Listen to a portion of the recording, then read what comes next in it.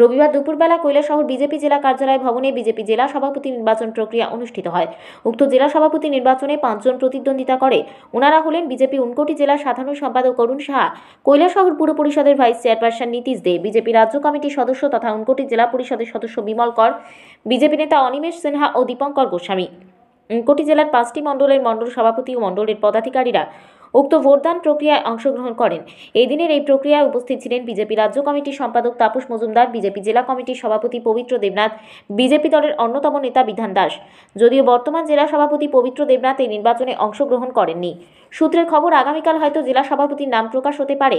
জেলা সভাপতি পদে দৌড়ে রয়েছেন পুর পরিষদের ভাইস চেয়ারপারসন নীতিশ দে, জেলা পরিষদের সদস্য বিমল কর ও বিজেপি নেতা অনিমেষ সিনহা ও দীপঙ্কর গোস্বামী। এখন দেখার বিষয় হলো দল কাকে নির্বাচিত করে, সেদিকেই তাকিয়ে রয়েছে গোটা উনকোটি জেলাবাসী। এই বিষয়ে বিজেপি দলের নেতৃত্বরা সংবাদ মাধ্যমের কাছে মুখ খুলতে নারাজ।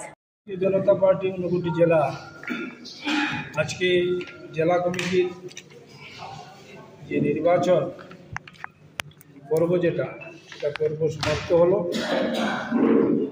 আমরা অনেক রিকোয়েস্ট করেছিলাম যে আমি তো নিজে দাঁড়াচ্ছি না যদিও, কিন্তু একজনকেই সিদ্ধান্ত করা হোক, কিন্তু আমরা সবাই মানুষ।